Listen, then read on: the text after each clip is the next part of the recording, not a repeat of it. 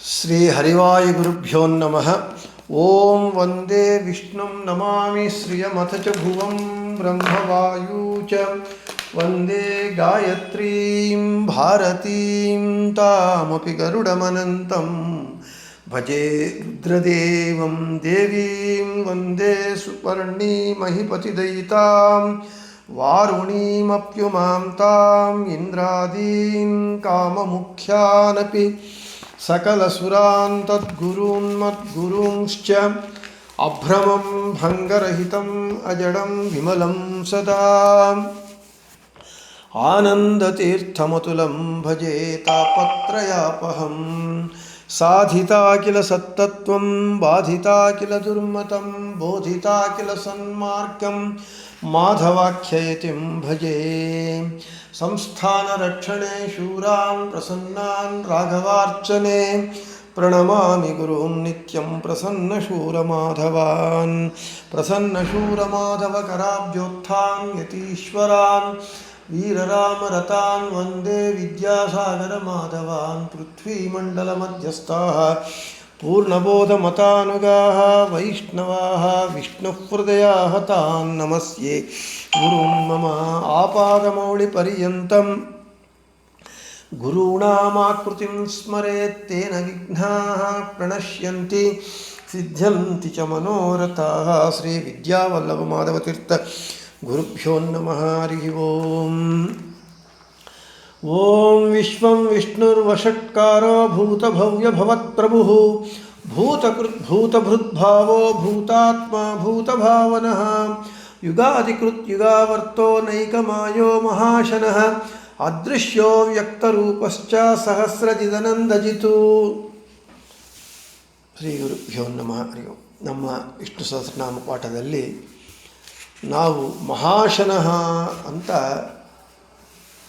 ಭಗವಂತನ ನಾಮವನ್ನು ಹೇಳ್ಕೊಳ್ತಾ, ಹಿಂದಿನ ಪಾಠದಲ್ಲಿ ದೂರ್ವಾಸರು ಬಂದು ರಾಮಚಂದ್ರನಲ್ಲಿ ನನಗೆ ಸಿದ್ಧಾನ್ನವಾಗಲಿ ಸಾಧ್ಯಾನ್ನವಾಗಲಿ ಕೊಡಬಾರದು, ನಾನು ಅನ್ನವನ್ನು ಕೇಳಿದ ಕೂಡಲೇ ಆಲಸ್ಯವಿಲ್ಲದೆ ಕೊಡಬೇಕು ಅಂತ ಕೇಳಿದಾಗ ರಾಮಚಂದ್ರ ತನ್ನ ಅಮೃತ ಹಸ್ತದಿಂದ ಭಕ್ಷ್ಯ ಭೋಜ್ಯ ಲೇಹ್ಯ ಚೋಷ್ಯ ಪೇಯ ಮೊದಲಾದ ಎಲ್ಲವುಗಳನ್ನು 4 ವಿಧವಾದ ಪದಾರ್ಥಗಳನ್ನು ದೂರ್ವಾಸರಿಗೆ ನೀಡಿ ಆತನನ್ನು ತೃಪ್ತಿಪಡಿಸಿದ್ದಾನೆ ಶ್ರೀರಾಮಚಂದ್ರ ಅಂತ ಹೇಳಿ ನಮಗೆ ಆದ ಕಾರಣ ಭಗವಂತನಿಗೆ ಮಹಾಶನಃ ಅಂತ ಹೆಸರು ಅಂತ ಹೇಳಿಕೊಂಡಿದ್ದೇವೆ.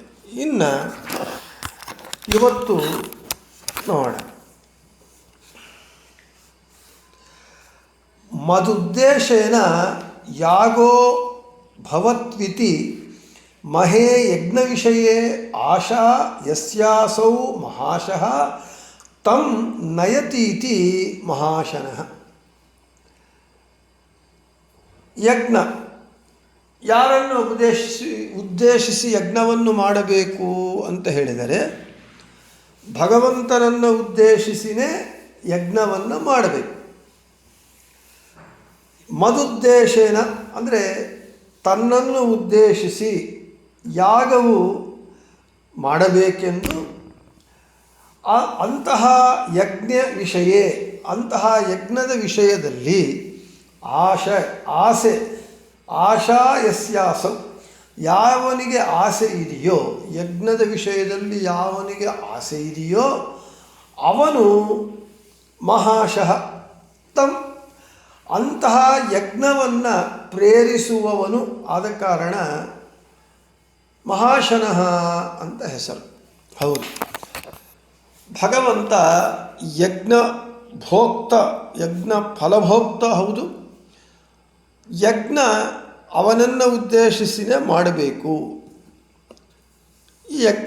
ಇದಕ್ಕೆ ನಮಗೆ ಶ್ರೀನಿವಾಸ ಕಲ್ಯಾಣದಲ್ಲಿ ಎಲ್ಲರೂ ಕೂಡ ಯಜ್ಞವನ್ನು ಮಾಡ್ತಾ ಇರುವಾಗ ನಾರದರು ಬಂದು ಕೇಳ್ತಾರೆ, ಈ ಯಜ್ಞ ಫಲಭೋಕ್ತ ಯಾರು ಅಂತ ಕೇಳಿದಾಗ, ಆವಾಗ ಯಜ್ಞ ಫಲವನ್ನು ನೀವು ಯಾರಿಗೆ ಸಮರ್ಪಣೆ ಮಾಡ್ತೀರಿ ಅಂತ ಹೇಳಿದಾಗ ಯಾರಿಗೆ ಕೊಡಬೇಕು ಅಂಥೇಳಿ ತಿಳ್ಕೋಬೇಕು ಅಂಥೇಳಿ ಭೃಗು ಮಹರ್ಷಿಗಳನ್ನು ಕಳಿಸ್ತಾರೆ.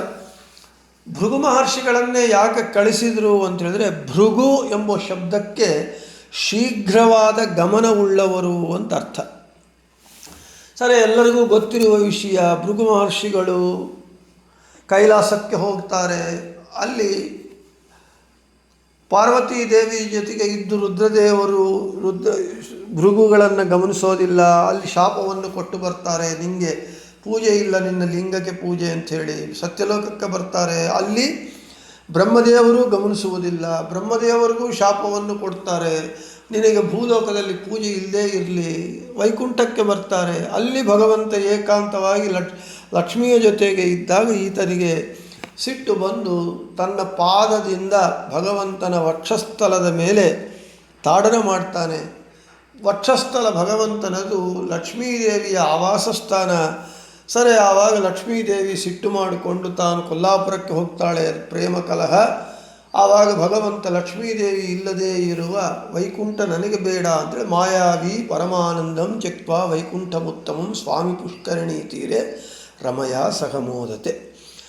ಆಗ ಭೃಗು ಮಹರ್ಷಿಗಳು ಬಂದು ಯಜ್ಞವನ್ನು ಭಗವಂತನನ್ನು ಕುರಿತು ಉದ್ದೇಶಿಸಿ ಮಾಡಬೇಕು.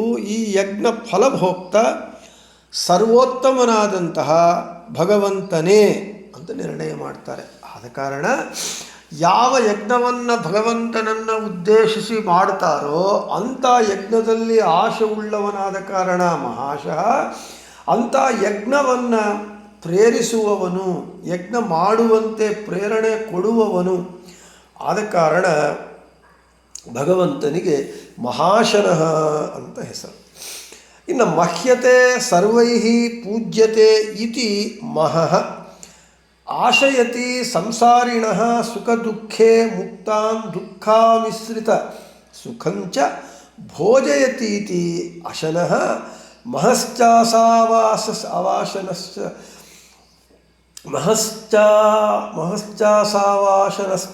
ಮಹಾಶನಃ.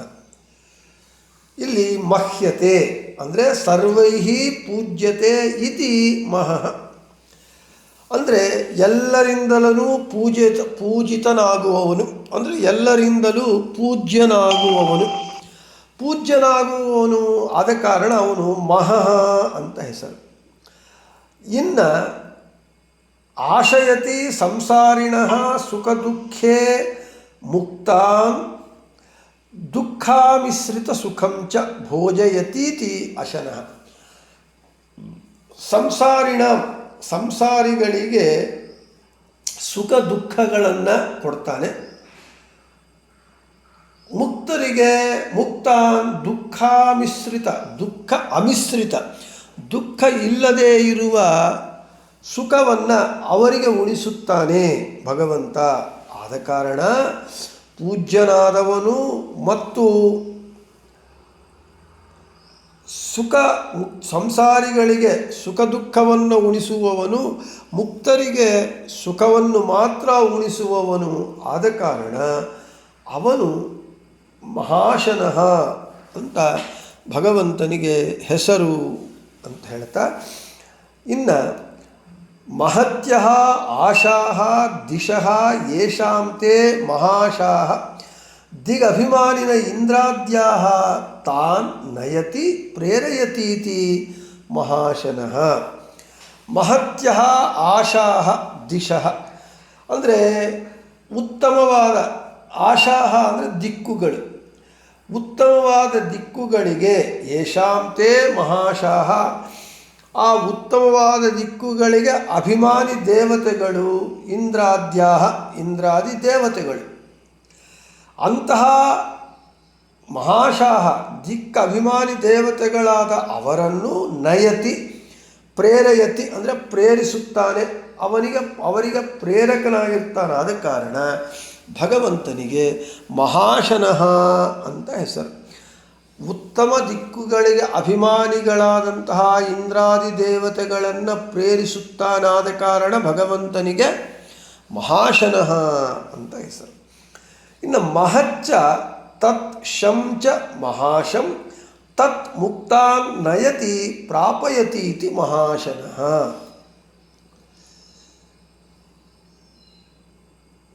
ಮುಕ್ತರಿಗೆ ಮಹಚ್ಚ ತತ್ ಶಂಚ ಮಹಾಶಂ, ಉತ್ತಮವಾದ ಮುಕ್ತರಿಗೆ ಉತ್ತಮವಾದ ತತ್ ಮಹಾಶ ಮಹಾಶರು ಮುಕ್ತರು, ತತ್ ಮುಕ್ತಾನ್ ಅಂತಹ ಮುಕ್ತಾನ್ ಮುಕ್ತರಿಗೆ ನಯತಿ ಅವರಿಗೆ ಸುಖವನ್ನು ಕೊಡ್ತಾನೆ, ಸುಖವನ್ನು ಹೊಂದಿಸಿಕೊಡ್ತಾನೆ. ಮುಕ್ತರಿಗೆ ಸುಖವನ್ನು ಹೊಂದಿಸಿಕೊಡ್ತಾನಾದ ಕಾರಣ ಭಗವಂತನಿಗೆ ಮಹಾಶನಃ ಅಂತ ಹೆಸರು. ಉತ್ತಮರಾದ ಮುಕ್ತರಿಗೆ ಉತ್ತಮವಾದ ಸುಖವನ್ನು ಹೊಂದಿಸುವವನಾದ ಕಾರಣ ಭಗವಂತನಿಗೆ ಮಹಾಶನಃ ಅಂತ ಹೆಸರು. ಇನ್ನು ಮಹತ್ ಉತ್ತಮಂ ಅಶನಂ ದೇವಾನಾಂ ಮುಕ್ತಾನಾಂಚ ಭೋಗಃ ಯಸ್ಮಾತ್ ಸಹ ಮಹಾಶನಃ. ಮಹತ್ ಉತ್ತಮಂ ಉತ್ತಮರಾದ ಅಶನಂ ದೇವಾನಾಂ ದೇವತೆಗಳಿಗೂ ಹಾಗೂ ಮುಕ್ತಾನಾಂಚ ಮುಕ್ತರಿಗೂ, ದೇವತೆಗಳಿಗೂ ಮುಕ್ತರಿಗೂ ಉತ್ತಮವಾದ ಭೋಗವು ಯಾರಿಂದ ಆಗುತ್ತದೋ ಅವನು ಮಹಾಶನನು. ಅಂದರೆ ದೇವತೆಗಳಿಗೂ ಮುಕ್ತಾತ್ಮರಿಗೂ ಉತ್ತಮವಾದ ಭೋಗವನ್ನು ಕೊಡ್ತಾನಾದ ಕಾರಣ ಭಗವಂತನಿಗೆ ಮಹಾಶನಃ ಅಂತ ಹೆಸರು. ಇನ್ನು ಮಹಂ ಪೂಜಾಂ ಆಶಯತಿ ದೇವಾದೀನ್ ಭೋಜಯತೀತಿ ಮಹಾಶನಃ. ಮಹಂ ಪೂಜಾಂ ಆಶಯತಿ ದೇವಾದೀನ್, ದೇವತೆಗಳೇ ಮೊದಲಾದವರು ಪೂಜೆಯನ್ನು ಭೋಗಿಸುವಂತೆ ಅನುಗ್ರಹ ಮಾಡ್ತಾನಾದ ಕಾರಣ ಭಗವಂತನಿಗೆ ಮಹಾಶನಃ. ಅಂದರೆ ದೇವತೆಗಳನ್ನು ನಾವು ಪೂಜೆಯನ್ನು ಮಾಡ್ತೇವೆ. ಆ ಪೂಜೆಗಳು ಅವರು ಸ್ವೀಕರಿಸಿ ಆನಂದಿಸುವಂತೆ ಭೋಗಿಸುವಂತೆ ದೇವತೆಗಳನ್ನು ಅನುಗ್ರಹ ಮಾಡ್ತಾನಾದ ಕಾರಣ ಭಗವಂತನಿಗೆ ಮಹಾಶನಃ ಅಂತ ಹೆಸರು ಅಂತ ಹೇಳಿದಲ್ಲಿ ಮಹಾಶನಃ ಎಂಬುವ ಹೆಸರನ್ನು ಮುಗಿಸಿ ಇನ್ನು ಜಿಜ್ಞಾಸೆ. ನಮಗೆ ಮೊದಲು ಹೇಳಿಕೊಂಡ್ವಿ, ಬ್ರಹ್ಮನನ್ನು ಸೃಷ್ಟಿ ಮಾಡಿದ ಬ್ರಹ್ಮನನ್ನು ಸೃಷ್ಟಿ ಮಾಡಿ ಆ ಬ್ರಹ್ಮನನ್ನು ತಿನ್ನುವುದಕ್ಕೆ ಆರಂಭ ಮಾಡಿದ ಭಗವಂತ. ಆಗ ಬ್ರಹ್ಮ ಹೆದರಿಕೊಂಡು ಕೂಗಿಕೊಂಡ. ಆಗ ಅವನನ್ನು ತಿನ್ನದೆ ಈ ಪ್ರಪಂಚವನ್ನು ಸೃಷ್ಟಿ ಮಾಡು ಅಂಥೇಳಿ ಬ್ರಹ್ಮದೇವರಿಗೆ ಪ್ರೇರಣೆ ಮಾಡಿದ ಭಗವಂತ. ಸರಿ, ಯಾಕೆ ದೊಡ್ಡ ಪ್ರಪಂಚ ಸೃಷ್ಟಿಯಾದರೆ ತನಗೆ ತಿನ್ನಲಿಕ್ಕೆ ದೊಡ್ಡ ಅನ್ನ ಸಿಗತ್ತೆ, ಅಶನ ಸಿಗತ್ತೆ ಅಂತ ಭಗವಂತ ಯೋಚನೆ ಮಾಡಿದ. ಈ ವಿಷಯ ಬೃಹದಾರಣ್ಯಕ ಉಪನಿಷತ್ತಿನಲ್ಲಿ ಹೇಳಲ್ಪಟ್ಟಿದೆ. ಅಂದರೆ ಇದನ್ನು ಕೇಳುವಾಗ ಭಗವಂತನಿಗೂ ಒಳ್ಳೆ ದೊಡ್ಡ ಊಟ, ಅಂದರೆ ಹೆಚ್ಚು ಊಟವನ್ನು ಕ್ವಾಲಿಟೇಟಿವ್ಲಿ ಒಳ್ಳೆಯ ಊಟವನ್ನು ಮಾಡಬೇಕು ಎಂಬ ಅತ್ಯಾಸೆ ಇದೆ ಅಂತ ನಮಗೆ ಗೊತ್ತಾಗ್ತಾ ಇದೆ. ಭಗವಂತನಿಗೆ ಆಶಾ ಪಾಶ ವೈಷಮ್ಯ ನೈರ್ಘೃಣ್ಯಗಳು ಇಲ್ಲ. ಈ ಆಶೆ ಎಂಬುದಿರೋದು ದೋಷ.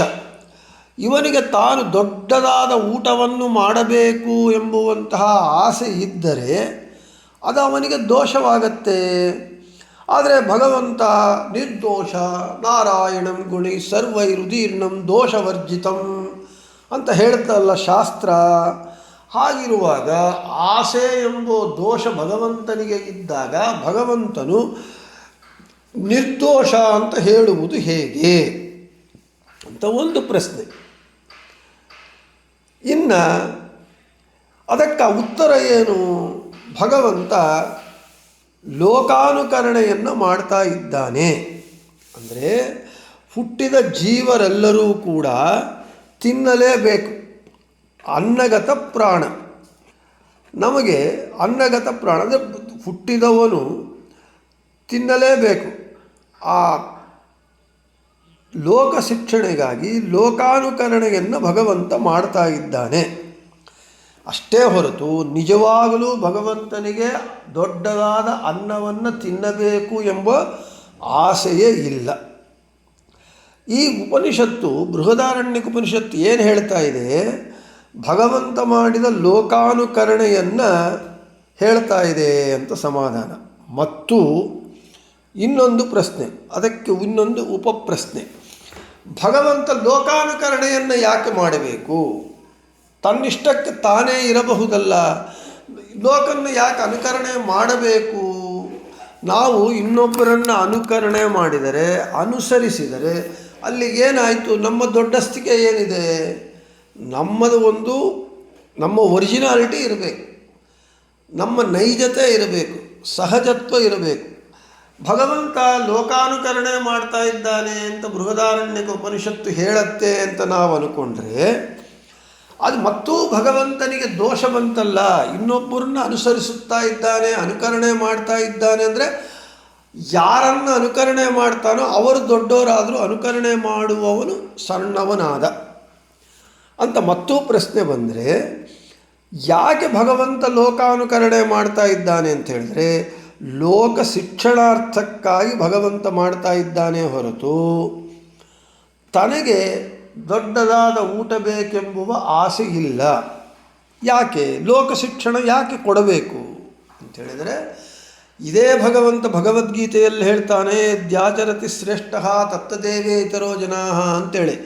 ಸಮಾಜದಲ್ಲಿ ಉನ್ನತ ಸ್ಥಾನದಲ್ಲಿ ಯಾರು ಇರ್ತಾರೋ ಅವರು ಏನು ಮಾಡ್ತಾರೋ ಅದರನ್ನೇ ಎಲ್ಲರೂ ಅನುಸರಿಸುತ್ತಾರೆ, ಅನುಕರಣೆ ಮಾಡ್ತಾರೆ. ಇಲ್ಲಿ ಸಮಾಜದಲ್ಲಿ ಅದಕ್ಕೆ ನಾವು ಪೀಠಾಧಿಪತಿಗಳು ಯಾರಿದ್ದಾರೆ, ಆ ಪೀಠಾಧಿಪತಿಗಳು ಪಂಚಾಂಗವನ್ನು ಮಾಡಿಸ್ತಾರೆ. ಪೀಠಾಧಿಪತಿಗಳು ಯಾವತ್ತು ಏಕಾದಶಿ, ಯಾವತ್ತು ಹಬ್ಬ ಹಾಡಿ ಏನು ಮಾಡ್ತಾರೋ, ಅವರು ಏನು ನಿರ್ಣಯ ಮಾಡ್ತಾರೋ ನಾವೇ ಅದನ್ನು ಅನುಸರಿಸ್ತೇವೆ. ಯಾಕೆ? ಅವರು ದೊಡ್ಡವರು. ಆ ದೊಡ್ಡವರು ಮಾಡಿದ್ದನ್ನು ನಾವು ಆಚರಣೆ ಮಾಡಿಬಿಟ್ರೆ ಅದರಲ್ಲಿರುವ ಲೋಪದೋಷಗಳು ನಮಗೆ ಅಂಟುವುದಿಲ್ಲ. ಆದ ಕಾರಣ ಸಮಾಜದಲ್ಲಿ ದೊಡ್ಡವರು ಮಾಡಿದ್ದನ್ನು ಚಿಕ್ಕವರು ಮಾಡ್ತಾರೆ. ಯಾರು ದೊಡ್ಡವರು ಅಂತೇಳಿದರೆ ಭಗವಂತನೇ ಸರ್ವೋತ್ತಮ.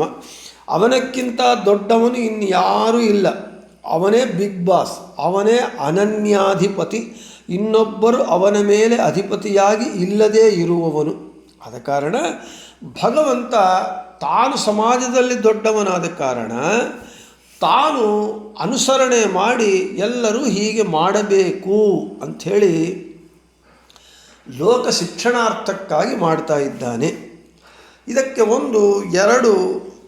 ಒಂದು ಲೌಕಿಕ ದೃಷ್ಟಾಂತ ಮತ್ತು ಇನ್ನೊಂದು ನಾವು ಲೌಕಿಕವಾಗಿ ಹೇಗೆ ನಡ್ಕೋಬೇಕು ಅಂತ ಭಗವಂತ ತೋರಿಸಿಕೊಟ್ಟಿರುವ ಒಂದು ದೃಷ್ಟಾಂತವನ್ನು, ಶಾಸ್ತ್ರೀಯವಾದ ದೃಷ್ಟಾಂತವನ್ನು ಎರಡನ್ನು ಹೇಳ್ತೇನೆ. ಭಗವಂತ ಲೋಕ ಶಿಕ್ಷಣಕ್ಕಾಗಿ ಅನುಕರಣೆ ಮಾಡ್ತಾನೆ, ಆಚರಿಸುತ್ತಾನೆ, ತನಗೆ ಯಾವ ತೊಂದರೆಗಳಿಲ್ಲದೆ ಇದ್ದರು. ಒಂದು ಲೌಕಿಕವಾಗಿ ರಾಜಸೂಯ ಯಾಗವನ್ನು ಧರ್ಮರಾಜ ಮಾಡ್ತಾ ಇದ್ದಾಗ ಒಂದು ಸಲ ಗಂಟೆ ಬಾರಿಸಿದರೆ ಲಕ್ಷಾಂತರ ಜನ ಊಟ ಮಾಡಿ ಹೋಗ್ತಾ ಇದ್ರಂತೆ. ಹಾಗೆ ಆ ಗಂಟೆ ನಿರಂತರವಾಗಿ ನಿರಾಟಂಕವಾಗಿ ಹೊಡ್ಕೊಳ್ತಾನೆ ಇತ್ತಂತೆ ಗಂಟೆ. ಆದರೆ ಲಕ್ಷಾಂತರ ಜನ ಊಟ ಮಾಡಿದರು. ಆದರೆ ಲಕ್ಷಾಂತರ ಜನ ಊಟ ಮಾಡಿದರೆ ಎಂಜಲುಗೋಮ ಯಾರು ಮಾಡಬೇಕು ಅಂತ ಹೇಳಿದರೆ ಆವಾಗ ಹೇಳ್ತಾರೆ, ಎಂಜಲು ತಾನು ಭಗವಂತ ಪಟ್ಟು ಪೀತಾಂಬರವನ್ನು ಧರಿಸಿ ಅದನ್ನು ಮೇಲಕ್ಕೆ ಸೆಕ್ಕಿಕೊಂಡು ಸೊಂಟಕ್ಕೆ ಸೆಕ್ಕಿಕೊಂಡು ತಾನು ಕೃಷ್ಣ ಬ್ರಾಹ್ಮಣರ ಎಂಜುಲೆಲೆ ಎತ್ತಿ ಗೋಮವನ್ನು ಹಚ್ಚಿದಂತೆ ಎಂಜುಲೆಲೆಗಳು ತೆಗೆದ ಅಂತ ಹೇಳ್ತಾರೆ. ಯಾಕೆ ಅಂತ ಹೇಳಿದರೆ, ಲೌಕಿಕವಾಗಿ ನಾವೆಲ್ಲರನ್ನ ಸಮಾರಾಧನೆಗಳಿಗೆ ಹೋದಾಗ ಅಲ್ಲಿ ಎಂಜಲುಗೋಮವನ್ನು ಮಾಡಬೇಕು. ಬ್ರಾಹ್ಮಣರು ತಿಂದ ಎಂಜಲುಗೋಮವನ್ನು ಮಾಡಿದರೆ ಮಹಾಪುಣ್ಯ, ನೀವು ಮಾಡಿ ಅಂತ ಹೇಳಿ ಭಗವಂತ ನಮ್ಮ ಜೀವನದಲ್ಲಿ ಒಂದು ಒಳ್ಳೆ ಸಂದೇಶವನ್ನು ಕೊಡ್ತಾ ಇದ್ದಾನೆ. ರಾಜಸೂಯ ಯಾಗದಲ್ಲಿ ತಾನು ಎಂಜಲುಗೋಮವನ್ನು ಮಾಡಿ ಎಂಜಲೆಲೆಗಳನ್ನು ಎತ್ತಿ ತಾನು ಸರ್ವೋತ್ತಮನಾದ ಭಗವಂತನೇ ಆದರು. ಯಾಕೆ? ಯದ್ಯಾಚರತಿ ಶ್ರೇಷ್ಠ ತತ್ತದೇವೇತರೋ ಜನ. ಅಲ್ಲಿ ಭಗವಂತ ಬ್ರಾಹ್ಮಣರ ಎಂಜಲೆಲೆ ಎತ್ತಿ ಪುಣ್ಯ ಸಂಪಾದನೆ ಮಾಡಬೇಕಾದ ಅಗತ್ಯವಿಲ್ಲ. ಆದರೆ ಲೋಕ ಶಿಕ್ಷಣಾರ್ಥಕ್ಕಾಗಿ ಮಾಡಿದ್ದಾನೆ, ನಾವು ಮಾಡಿ ಅಂತ. ಆದರೆ ನಾವು ಎಷ್ಟು ಮಾತ್ರ ಮಾಡ್ತಾ ಇದ್ದೇವೆ ಅಂತೇಳಿ ನಮಗೆ ಬಿಟ್ಟಿದ್ದು. ಎಲ್ಲರಿಗೂ ಗೊತ್ತಿದೆ. ಇನ್ನು ಶಾಸ್ತ್ರೀಯವಾದದ್ದು, ವೇದವ್ಯಾಸದೇವರು 18 ಪುರಾಣಗಳನ್ನು ಬರೆದರು. ಎಲ್ಲ ಪುರಾಣಗಳಿಗೂ ಮಂಗಳಾಚರಣ ಶ್ಲೋಕಗಳನ್ನು ಮಾಡಿದರು. ಭಾರತಕ್ಕೆ ನಾರಾಯಣಂ ಸುರಗುರುಂ ಜಗದೇಕನಾಥಂ ಅಂಥೇಳಿ ಮಾಡಿದರು. ಭಾಷ್ಯಕ್ಕೆ ಅಣುಭಾಷ್ಯಕ್ಕೆ ನಾರಾಯಣಂ ಗುಣೈ ಸರ್ವೈರುದೀರ್ಣಂ ದೋಷವರ್ಜಿತಂ ಅಂತ ಮಾಡಿದರು. ಭಾಗವತಕ್ಕೆ ಜನ್ಮಾದ್ಯಸ್ಯ ತೋನ್ವಯಾದಿತರತಶ್ಚ ಅಂತ ಮಾಡಿದರು. ಯಾಕೆ ಮಾಡ್ತಾರೆ ಮಂಗಳಾಚರಣ ಶ್ಲೋಕ ಅಂತ ಹೇಳಿದರೆ, ಮಂಗಳಾಚರಣ ಶ್ಲೋಕದಲ್ಲಿ ಇಷ್ಟ ದೇವತಾ ಪ್ರಾರ್ಥನೆಯನ್ನು ಮಾಡ್ತಾರೆ. ಯಾಕೆ? ನಾನು ಪ್ರಾರಂಭ ಮಾಡಿರುವಂತಹ ಈ ಗ್ರಂಥ ನಿರ್ವಿಘ್ನವಾಗಿ ಪರಿಸಮಾಪ್ತಿಯಾಗಲಿ, ಪ್ರಾರಪ್ಸಿತ ಪರಿಸಮಾಪ್ತಿ ರೂಪ ಇಷ್ಟ, ಆದರೆ ಪ್ರಾರಂಭ ಮಾಡಿದ ಗ್ರಂಥ ನಿರ್ವಿಘ್ನವಾಗಿ ಪೂರ್ತಿಯಾಗಲಿ ಅಂತ ಆ ಮಂಗಳಾಚರಣ ಶ್ಲೋಕದಲ್ಲಿ ಮೊದಲನೆಯ ಶ್ಲೋಕದಲ್ಲಿ ಇಷ್ಟ ದೇವತಾ ಪ್ರಾರ್ಥನೆ ಮಾಡ್ತಾರೆ. ಆದರೆ ವೇದವ್ಯಾಸ ದೇವರೇ ಸಾಕ್ಷಾತ್ ಭಗವಂತ, ವ್ಯಾಸೋ ನಾರಾಯಣೋ ಹರಿಹಿ ಅಂತೇಳಿ ವೇದವ್ಯಾಸ ದೇವರು ವ್ಯಾಸ ರೂಪದಿಂದ ವಾಸಿಷ್ಠ ಕೃಷ್ಣನಾಗಿ ಯಾದವ ಕೃಷ್ಣನ ಕಥೆಯನ್ನು ಬರಿತಾ ಇರುವಾಗ, ತನ್ನ ಕಥೆಯನ್ನು ತಾನೇ ಹೇಳುವಾಗ, ತನ್ನ ಚರಿತ್ರೆಯನ್ನು ತಾನೇ ಹೇಳುವಾಗ, ತನ್ನ ಮಹಿಮೆಯನ್ನು ತಾನೇ ಹೇಳುವಾಗ ಯಾಕೆ ಗ್ರಂಥಗಳು ನಿರ್ವಿಘ್ನವಾಗಿ ಪರಿಸಮಾಪ್ತಿಯಾಗಲಿ ಅಂತ ಯಾಕೆ ಮಂಗಳಾಚರಣೆ ಮಾಡಿದ? ಭಗವಂತನಿಗೆ ಯಾವ ವಿಘ್ನಗಳು ಇಲ್ಲ. ಆದರೆ ಲೋಕ ಶಿಕ್ಷಣಾರ್ಥಕ್ಕಾಗಿ ನನಗೆ ವಿಘ್ನಗಳಿಲ್ಲ, ಆದರೆ ನಿಮಗೆ ವಿಘ್ನಗಳು ಬರುತ್ತೆ, ಆದ ಕಾರಣ ನೀವು ಮಂಗಳಾಚರಣೆ ಮಾಡಿ ಅಂತೇಳಿ ಲೋಕ ಶಿಕ್ಷಣಾರ್ಥಕ್ಕಾಗಿ ಮಾಡಿದ. ವೇದವ್ಯಾಸದೇವರು ಮಾಡಿದ್ದನ್ನೇ ಮಧ್ವಾಚಾರ್ಯರು, ಜೀವೋತ್ತಮರಾದ ವಾಯುದೇವರ ಅವತಾರವಾದ ಮಧ್ವಾಚಾರ್ಯರು, ಅವರಿಗೂ ವಿಘ್ನಗಳು ಇಲ್ಲದೇ ಇದ್ದರೂ ಕೂಡ ಅವರು ತಮ್ಮ ಗುರುಗಳಾದ ವೇದವ್ಯಾಸದೇವರ ಮಾರ್ಗವನ್ನು ಅನುಸರಿಸಿ ಲೋಕ ಶಿಕ್ಷಣಾರ್ಥಕ್ಕಾಗಿ ಅವರ ಎಲ್ಲ ಗ್ರಂಥಗಳಿಗೂ ಮಂಗಳಾಚರಣವನ್ನು ಮಾಡಿದ್ದಾರೆ. ನಾರಾಯಣಂ ಗುಣೈ ಸರ್ವೈರುದೀರ್ಣಂ ದೋಷವರ್ಜಿತಂ ಜ್ಞೇಯಂ ಗಮ್ಯಂ ಗುರುಶ್ಚಾಪಿನತ್ವ ಸೂತ್ರಾರ್ಥ ಉಚ್ಯತೆ. ಮಾಯಾವಾದ ಖಂಡನ ನರಸಿಂಹೋ ಅಖಿಲಾಜ್ಞಾನಮತಧ್ವಾಂತ ದಿವಾಕರ ಜಯತ್ಯಮಿತ ಸಜ್ಞಾನ ಸುಖಶಕ್ತಿ ಪಯೋನಿಧಿ. ಯಾಕೆ ಮಾಡಿದರು ಅಂತ ಹೇಳಿದರೆ, ನನಗೆ ವಿಘ್ನಗಳು ಇಲ್ಲ, ಆದರೆ ನನ್ನ ಗುರುಗಳಾದ ಭಗವಂತನಾದ ವೇದವ್ಯಾಸದೇವರಿಗೂ ವಿಘ್ನಗಳಿಲ್ಲ. ಆದರೆ ನಾವು ಯಾಕೆ ಮಾಡಿದ್ದೇವೆ ಅಂತ ಹೇಳಿದರೆ, ಮುಂದೆ ನಮ್ಮ ಶಿಷ್ಯರಾದವರಿಗೆ ಅವರಿಗೆ ವಿಘ್ನಗಳಿರುತ್ತೆ, ಆದ ಕಾರಣ ಮಂಗಳಾಚರಣ ಶ್ಲೋಕವನ್ನು ಮಾಡಬೇಕು. ಮಂಗಳಾಚರಣ ಶ್ಲೋಕದಲ್ಲಿ ಇಷ್ಟ ದೇವತಾ ಪ್ರಾರ್ಥನೆ ಮಾಡಬೇಕು, ಪ್ರಾರಂಭ ಮಾಡಿರುವ ಗ್ರಂಥ ಪರಿಸಮಾಪ್ತಿ ಆಗುವುದಕ್ಕೆ. ಆದ ಕಾರಣ ಇಲ್ಲಿ ಲೋಕ ಶಿಕ್ಷಣೆಗಾಗಿ ಲೋಕಾನುಕರಣೆ ಮಾಡ್ತಾನೆ ಹೊರತು ಭಗವಂತ ತನಗೆ ವಿಘ್ನಗಳಿದೆ ಅಂತ ಮಾಡುವುದಿಲ್ಲ. ಆದ ಕಾರಣ ಭಗವಂತನಿಗೆ ಯಾವ ದೋಷವೂ ಇಲ್ಲ ಅಂತ ಹೇಳ್ತಾ, ಇನ್ನು ಬೃಹತಿ ಸಹಸ್ರದ ಪ್ರಕಾರ ಓಂ ಮಹಾಶನಾಯ ನಮಃ, ಓಂ ಗಾಯತ ಯಜ್ಜುಜೋಷತ್ ಅರ್ಚಂತ್ಯರ್ಕಂ ದೇವತಾ ಸ್ವರ್ಕ ಆಸ್ತೋಭತಿ ಶ್ರುತೋ ಯುವಾಸ ಇಂದ್ರ ಉಪಪ್ರಕ್ಷೆ ಮಧುಮತಿ. ಮಧುಮತಿ ಸೋಮರಸವುಳ್ಳ ಉಪಪ್ರಕ್ಷೆ ವಾಸಯೋಗ್ಯವಾದ ಯಜ್ಞಶಾಲೆಯಲ್ಲಿ ಯತು ಸ್ತೋತ್ರವನ್ನು ಇಂದ್ರನು ಜಜೋಷತು ಸ್ವೀಕರಿಸುವಂತೆ ಗಾಯತ ಹಾಡಿರಿ. ಮತ್ತು ಅರ್ಕಂ ಅರ್ಚನೀಯವಾದ ಇಂದ್ರನನ್ನು ಅರ್ಚಂತಿ ಪೂಜಿಸುತ್ತಾರೆ.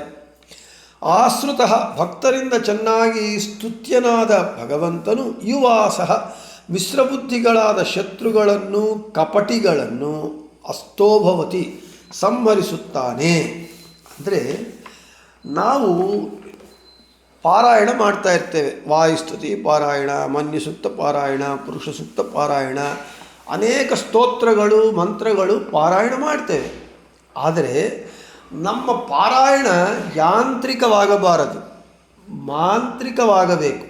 ಅಂದರೆ ನಮ್ಮದು ಕೇವಲ ಯಾಂತ್ರಿಕವಾಗಿ ಮಾಡ್ತಾ ಇರ್ತೇವೆ, ಹೇಳುವ ಮಂತ್ರದ ಅರ್ಥ ಗೊತ್ತಿರಲ್ಲ, ಅನುಷ್ಠಾನ ಇರಲ್ಲ, ಹೇಳುವ ಮಂತ್ರದ ಮೇಲೆ ಗಮನ ಇರುವುದಿಲ್ಲ, ಬಾಯಿ ಬಂದಿರುತ್ತೆ, ಕಂಠಪಾಠ ಆಗಿರುತ್ತೆ. ಆದ ಕಾರಣ ಪಾಂತಸ್ಮಾನ್ ಗುರುಭೂತ ವೈರಿಬಲವನ್ ಮಾತಂಗಂತ ಹೇಳ್ಕೊಂಡು ಹೋಗ್ತಾ ಇರ್ತೇವೆ. ಅದು ಯಾಂತ್ರಿಕ ಆಗಬಾರದು. ಒಂದು ಯಂತ್ರದಂತೆ ಕ್ಯಾಸೆಟ್ ಆನ್ ಮಾಡಿದರೆ ಹಾಗೆ ಪ್ಲೇ ಆಗುತ್ತೋ ಹಾಗೆ ಆಗಬಾರ್ದು. ಹಾಗಾದರೆ ಮಾಂತ್ರಿಕವಾಗಬೇಕು ಅಂದರೆ ಅದರಲ್ಲಿ ಶ್ರದ್ಧಾ ಇರಬೇಕು, ಮಂತ್ರದ ಅರ್ಥ ತಿಳಿದಿರಬೇಕು. ಆ ಮಂತ್ರ ಹೇಳುವಾಗ ಜ್ಞಾನಾನುಸಂಧಾನ ಪೂರ್ವಕವಾಗಿ